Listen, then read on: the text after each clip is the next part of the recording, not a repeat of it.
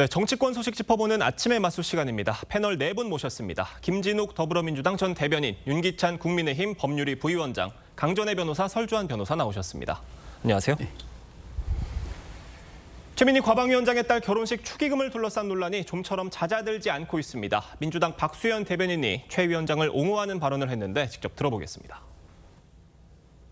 너희 중에 죄 없는 자가 먼저 돌로 치라라고 하는 성경 구절을 인용했습니다만, 그렇게 비난하는 이것은 뭐 여야를 떠나서요, 소위 정치인들 중에 그러면 어떤 애경사가 있는데, 최민희 의원처럼 그럼 적어도 그런 이해충돌의 축의금이나 부의금이나 이런 것들을 골라서 돌려주려고 하는 노력을 해본 사람이 있는가? 저는 없습니다. 그래서 제가 부끄럽다고 썼어요. 최민희 위원장 논란에 대한 민주당의 반응이 이런 겁니다. 너희 중에 죄 없는 자가 돌을 쳐라, 성경 구절까지 언급을 했는데, 모든 국회의원이 국감기간에 국회 안에서 자녀의 결혼식을 치르진 않지 않습니까? 어떻게 보세요? 근데 이제 박수현 의원마저 저런 말씀하시면, 예. 민주당이 사실은 이제 내로남불이 아니고 뭐 공적인 이해와 공적인 의식이 없는 분들로 채워지고 있다라는 좀 아쉬움이 있고요. 그럼 정치권에서는 다 저렇게 하는가 보죠. 저것이 이례적이 아닌가 봅니다. 그러니까 국감기간 내에 국회의원이 국회에서 자녀 결혼식을 치르는 게 이게 문제가 없나요?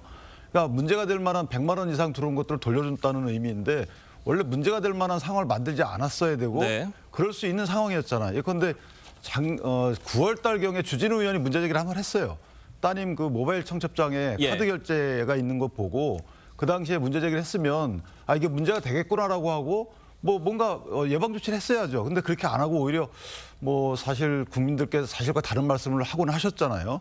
본인 아이디로 예약된 국회 결혼식을 모르는 것처럼 말씀하시고 이런 것들을 볼 때, 이게 과연 의도치 않은 사태가 벌어진 건가요? 아니면 미필적 고의로 의도한 건지, 사실 저는 오해가 되거든요. 그러니까 그런 부분들에 대해서는 저렇게 옹호하는 듯한 말씀은 오히려 본인한테 해가 된다, 이렇게 생각을 합니다. 최민희 위원장은 뭐라 그랬냐면, SNS에 허위 조작 정보에 휘둘리지 않도록 우리가 깨어 있어야 한다. 다시 노무현 정신으로 무장해야 할 때라고 하면서 똑똑한 조절 T세포의 역할을 해야 한다라고 얘기를 했습니다. 이 조절 T세포가 뭐냐면, 이번에 노벨 생리의학상 수상자들의 연구 주제입니다. 이 면역세포인 건데, 양자 역학에 의해서 생리의학까지 언급을 하셨어요. 글쎄요, 뭐 이 부분, 이 또 SNS는 또 본인이 논란이 되면서 삭제를 하셨더라고요. 예. 그런데 아마 이제 본인에 대해서 일부 비판을 할 수는 있지만, 그 비판의 정도가 너무 좀 과도한 게 아니냐, 뭐 이런 그 어필을 좀 하시고 싶었던 게 아닌가 싶습니다. 좀 전에 그 윤 변호사님께서 말씀 주셨던 것처럼, 예. 이 최민희 위원장의 자녀에 대해 결혼식을 지금 이 국감 기간 중에, 그것도 국회에서, 예. 이런 비판 충분히 있을 수 있습니다. 그리고 그런 비판에 대해서 송구한 부분도 있었기 때문에, 이번에 그 본인 자녀 축의금이 들어온 부분에 대해서, 특히 피감기관이나 관계기관에서 들어온 부분에 대해서는 다 그 부분을 돌려드리는 지금 그런 그 문자까지도, 예. 그것까지도 또 비판의 대상으로 삼고 하는 부분, 이런 부분들은 너무 과도하다. 본인도 어쨌든 그 부분에 대해서 최소한의 해소 노력을 하고 있는 부분들이 있는데, 여기에까지 너무나 그 과도한 비판을 하는 것들이 오히려 그 본인은 좀 방어적 그 입장을 가질 수 있다고 보는데, 지금 이렇게 노벨 생리학이라든지 아니면은 T세포나 이런 것까지 거론하시고, 거기에 또 노무현 정신까지 예. 거론하신 부분에 대해서는 당내에서도 또 그 노무현 대통령의 사회이신 곽상원 의원도 좀 비판의 목소리도 나오고 하는 거 보면, 예. 어느 정도의 적정 수준까지의 비판, 또 그 부분에 대한 겸허한 수용, 이런 부분들이 필요한 때가 아닌가, 이렇게 생각이 됩니다. 지금 최 위원장의 딸 결혼식 일정을 두고도 논란이, 새로운 의혹이 또 제기가 됐습니다. 어떤 의혹이 하나 제대로 매듭 지어지기도 전에 의혹을 거듭하고 있는데, 뭐냐면, 그러니까 최 위원장의 딸이 자신의 SNS에 결혼식 날짜를 지난해 8월로 올렸다는 거예요. 근데 결혼식은 올해 10월에 치렀고, 그러니까 이게 물론 그 결혼식 본식을 결혼식보다 조금 뒤에 하는 경우가 뭐 흔치는 않지만 또 없지도 않습니다. 있는 경우일 수 있는데, 이게 최 위원장의 딸의 경우에는 그러니까 1년 2개월 뒤에, 그것도 국감 기간에 딱 맞춰서 한 게 아니냐, 이런 의혹이 제기가 된 거예요. 그래도 그럴 것이 국감이 무슨 깜짝 이벤트도 아니잖아요. 그렇죠. 여기에 대해서도 최민희 위원장의 좀 해명이 있어야 되지 않나라고 생각을 합니다. 딸의 본인 SNS를 보면은요, 작년 8월에 결혼을 했다라는 것에 대해서 명시적으로 올려놨고, 네. 그리고 웨딩 촬영도 그 무렵에 한 것으로 보여요. 그 사진 같은 경우에도 웨딩 드레스 같은 것을 입고 있는 사진들이 있거든요. 그렇다면은 작년 8월에 결혼을 했는데 올해 10월에 그것도 국감 기간에 결혼식을 국회에서 한다는 것은 말하자면은 부모의 어떤 축의금 같은 것을 원했던 것이 아닌가, 이런 행사를 하려고 일부러 한 것이 아닌가라고 생각이 듭니다. 특히 이번 같은 경우에는 최민희 위원장이 딸의 결혼식 날짜를 유튜브를 보고 알았다라고 했는데 나중에 국회 사무처에서 확인을 해보니까 결국에는 최민희 위원장 본인의 아이디로 신청을 했었던 것, 이게 네. 다 드러난 상황이거든요. 그렇다면은 엄마가 어쨌든 결혼식을 국회에서 하기 위해서 본인의 아이디로 신청을 했다라고 볼 수밖에 없는데 여기에 대해서는 구체적인 해명이 필요할 것으로 보입니다. 자, 이에 대한 최 위원장의 반응이 나왔습니다. 참 답답하다. 사실관계 정리해서 SNS에 올리겠다. 언제? 국감 끝나고. 어떻게 보십니까? 뭐 국감 끝난다고 사실관계가 달라질까 예. 싶습니다. 사실관계는 누구보다도 국민들께서 잘 알고 계시지 않겠습니까? 뭐 또 본인의 결혼과 관련해 가지고 과방위원장이 어떤 국정감사 기간 내에 자녀의 결혼식을 국회 내에서 예. 치렀다라는 거예요. 거기 무슨 사실관계를 달리 해석할 이유가 있을까 싶어서 뭐 그냥 시간 끌기용이 아닌가라는 생각밖에 들지 않습니다. 국감 끝나고 입장을 밝힌다고 해도 달라질 입장은 없을 것이다라는 말씀이십니다. 자, 국민의힘은요, 최 위원장을 뇌물죄로 고발하겠다고 예고했습니다. 야당 목소리 들어보겠습니다. 뇌물은 돌려주어도 뇌물죄가 성립합니다. 피감기관들로부터 받은 100만 원이라고 하는 금액은 결코 작은 금액이 아니고 사회적 합의의 상식에도 맞지 않습니다. 최민희 위원장은 법적 책임에 앞서서 도의적 책임으로 더 이상 과방위원장 자리에 앉아 있을 수가 없습니다. 다시 한번 즉각 사퇴할 것을 촉구합니다. 야당이 맹공을 퍼붓고 있는데 지금 민주당에서는 사퇴는 없다라는 입장은 명확한 것 같아요. 그렇습니다. 지금 최민희 위원장이 본인 자녀에게 들어온 축의금을 그대로 다 가지고 있는 게 아니라 오히려 반대로 관계 피감기관이라든지 관계기관에서 들어온 부분은 정확하게 추려서 다시 반환을 하겠다라는 거 하고 있고 하는 것이 최민희 위원장의 입장 아닙니까?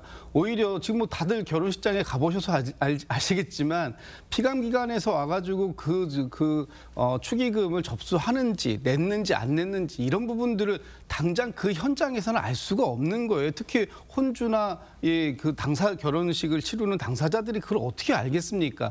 나중에 혼사가 끝나고 난 이후에 정리하는 과정에서 확인이 됐고 그 확인된 부분에 대해서 다시 반환하겠다. 이것에 대해서 어떤 부분을 비판할 수 있는 부분인지 지금의 야당이 좀 전에 말씀 주셨던 것처럼 아니 피감 기관들까지 있는 데에서 국감 기간 중에 국회에서 그것도 결혼식을 시켰느냐 여기까지는 비판하실 수 있다고 봅니다. 예. 그렇지만 이 본인도 모르는 사이에 축의금이 접수가 됐고 나중에 확인하고 그 축의금을 돌려주는 행위 그리고 그 돌려주는 행위에 보좌진이 일부 동원됐다고 해가지고 그것까지 문제를 삼는다면 예. 앞으로 국민의힘의 보좌진들은 국민의힘의 의원들의 애경사에 일체 도움을 안 받겠다라는 선언부터 먼저 하시는 게 맞는 것 아닌가?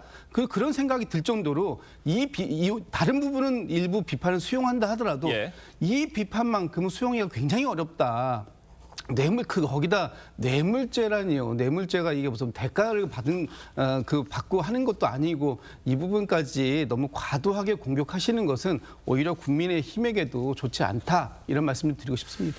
다만 지금 국민의힘에서는 피감기관에게 받은 축의금 그 뇌물이고 중대재해처벌법 위반으로도 고발 검토 중이라고 합니다. 법적으로 보시기 어떠세요? 뇌물의 소지도 있죠. 뇌물 사실은 국회 과방위와 소관상임위에서 만약에 축의금을 그것도 5만 원, 10만 원이 아니고 100만 원씩 받았다. 이건 누가 어느 국민이 이걸 납득할 수 있겠습니까?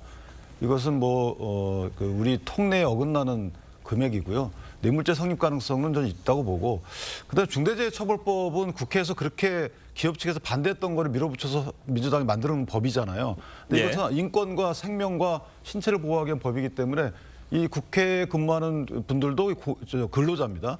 그러니까 한 동일한 사고로 만약에 6개월 이상 치료를 요하는 부상자가 2명 있거나 뭐 사망한 사람이 있거나 예. 1년 단위로 볼 때 1년 단위로 2개월 이상 치료하는 사람이 3명 있게 되면 일단 적용이 돼요. 그러니까 저는 개인적으로 국회가 치해법권이 아니기 때문에 저 부분도 한번 검토해 볼 만하다. 왜냐하면 법은 만들어 놓고 이게 실제 어떤 의미로 나한테 다가오는지를 알아야 그다음에 법을 만들 때 본인이 그 체감할 수 있을 거 아니겠어요? 그러니까 저는 개인적으로 저 부분도 긍정적으로 검토할 필요가 있다 이렇게 생각합니다. 알겠습니다. 저희가 다음 소식 짚어보겠습니다. 이찬진 금융감독위원장이 강남 아파트 2채 중 한 채를 자녀에게 양도하겠다고 했다가 여론이 악화되니까 처분하겠다고 입장을 바꿨습니다. 그런데 실거래가보다 4억 원 높게 내놓은 사실이 알려지면서 논란이 이어지고 있습니다. 이게 어떻게 되는 거냐면 그러니까 지난달 실거래가가 18억인데 그것보다 4억 높게 내놨다는 겁니다. 이게 팔기 싫어서 좀 높게 내놨다는 의혹이 있고 그렇게 된다면 어떤 도의적인 지탄을 받을 수밖에 없겠죠. 만약에 근데 그게 아니라 실제로 가격이 오른 거라고 한다면 이건 정책의 실패다. 이런 비판 나오고 있습니다. 어떻게 보세요? 저는 근데 사실 정책 위반을 했든 아니면 거기에 어쨌든 금융기관의 수장으로서 정책 관련된 그 부처 담당이잖아요. 그러면 우리가 정책을 이렇게 내놨는데 이 정책에 효과가 있어라는 것을 보여주기 위해서라도 20억, 18억으로 내놨을 것 같아요. 예. 근데 저거를 실거래가로 다시 정정해서 내놨든 어쨌든 뭐 중개사가 했든 아니면 배우자가 했든 본인이 했든 뭐 관심을 가질 만한 사안 아니겠습니까? 왜냐하면 언론에 다 볼 텐데 이게 4억 정도 올랐다라는 것을 언론에게 공개하고 싶었을까요? 저는 개인적으로 저 부분도 공적인 마인드가 없다라는 생각이 드는 거예요. 예. 오히려 저는 국민께 메시지로 실제 거래가 이렇게 예전하고 지금 4개월이나 이때하고 비슷합니다라고 메시지형 가격일 텐데 저거를 저렇게 아무 생각 없이 시가로 해달라고 했거나 22억으로 했을까? 그걸 방치했을까? 이 말은 뭐냐면 나는 정책에 관심이 없어. 나는 내 재산과 내 주위 사람들의 안녕을 위해서만 노력해. 이런 오해된 메시지가 될 수 있다는 거죠. 예. 그러니까 저 부분은 대통령께서 인사를 하실 때 또는 인사 이후에 저분들에 대한 거치 판단할 때 다 고려해야 된다고 봅니다. 안 그래도 지금 공적 마인드를 언급을 해주셨는데 이찬진 위원장이 안 그래도 공직자의 자세에 대해서 언급을 했었잖아요. 47평으로 줄어드는 고통 내가 감수하고서라도 공직자로서 감수하겠다, 그래서 팔겠다 얘기를 했었는데 그런 공직자의 자세라면 좀 다른 가격으로 내놨어야 되는 게 아니냐라는 말씀이십니다. 그 말씀에 저는 일부 동의됩니다. 예. 국민의 눈높이를 맞추지 못했다라는 비판에 대해서도 또 좀 뼈아프게 지적을 좀 받아야 될 부분이 있다고 봅니다. 지금 이찬진 금감위원장이 사실 서민의 이 금융 대출, 가계 대출 이런 부분들을 규제하는 역할을 맡고 있다면 본인이 조금 더 신중한 처신을 하는 것이 예. 맞았다라고 볼 수 있고요. 그래서 이번 답변도 국회에서 당연히 그 질문이 나올 수밖에 없는 질문이었습니다. 그렇다면 답변을 조금 더 정무적으로 좀 잘 준비해 가셔야 됐고 실제 주택을 내놓는 것도 좀 전에 비판 주셨던 것처럼 기존에 한 4개월 전에 거래됐던 가격으로 뭐서 그것보다 지금 높이 뛰었다 하더라도 예. 실제 그런 모습을 보여주면서 이 정책의 신뢰성이 있을 것이고 그리고 국민들께서 이 정책에 신뢰를 해주신다면 앞으로 지금 당장은 조금 급격하게 집값을 잡지는 못한다 하더라도 앞으로 정부의 정책이 가능성이 있다. 그런 부분은 이제 2주밖에 시행된 지 2주밖에 안 된 정책이기 때문에 다소 자리를 잡는 데까지 시간이 조금 걸릴 것 같습니다. 이런 식의 어떤 양해를 구하는 국민들의 이해를 구하는 답변을 준비해 오지 못한 부분은 저는 굉장히 좀 뼈아픈 지적이다 이렇게 생각하고 있습니다. 어제 발표된 한국사회여론연구소 여론조사 결과를 보면 서울 시민의 54% 11호 부동산 대책이 부동산 정상화에 도움이 되지 않을 것이라고 보고 있다고 하고요. 집값이 오를 것이란 전망도 4년 만에 가장 높은 수준으로 올랐다고 합니다. 이 정부의 강도 높은 부동산 대책에도 시민들의 불신 이어지고 있다고 볼 수 있는 부분일까요? 어떻게 보세요? 특히나 저는 이게 이제 문재인 정부의 시즌 2 같은 학습 효과가 있는 것은 아닌가라는 생각이 듭니다. 예. 특히나 이번에 이찬진 금융위원장 같이 본인의 부동산을 처분을 하면서 오히려 시세보다 높은 가격 또는 시세에 맞는 가격이라고는 하지만 상당히 상승폭이 굉장히 급격한 가격을 내놨단 말이에요. 예. 그럼 시민들 입장에서는 어떻게 판단하시겠어요? 집값 안 떨어지나 보다. 이렇게 생각할 수가 있어서 정부 이번 부동산 대책 발표 이후에 대통령실을 비롯한 정부 집권 여당의 고위직들 중에서 누구 하나 부동산 처분하신 분 계신가요?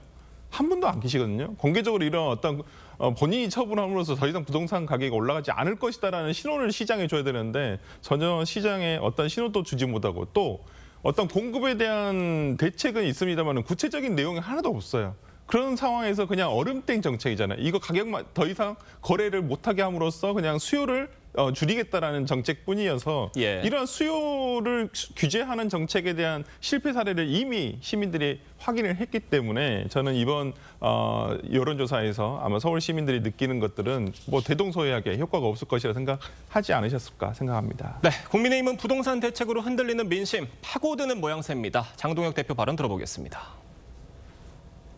내 집 마련의 꿈을 죄악시하고 주거 이동의 사다리를 다 끊어버리는 청년과 국민의 삶을 벼랑 끝으로 밀어버린 명백한 부동산 테러입니다. 서울에서 일하고 꿈을 키우고 있는 청년들은 사실상 도시 밖으로 내쫓고 있습니다. 앞서 리포트로도 같이 보셨는데 장동혁 대표가 저 주거 취약층 청년들을 만나서 얘기를 들었습니다. 그 청년들이 뭐라고 얘기를 했냐면 정부가 투기가 아니라 국민의 숨통을 막고 있다 이렇게 얘기를 했어요. 어떻게 들으십니까?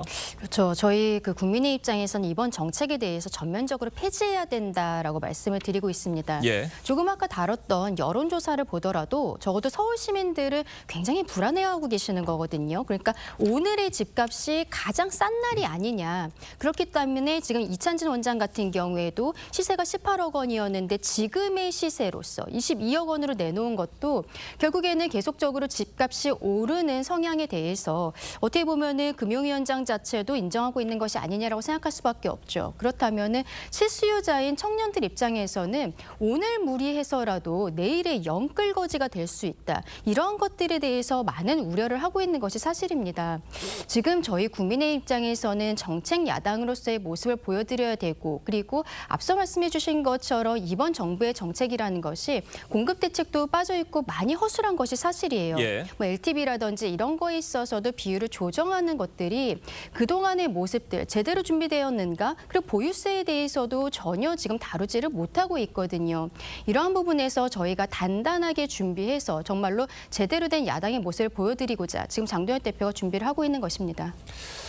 네, 최민희 위원장 논란과 11호 부동산 대책 후폭풍 자세히 짚어봤고요.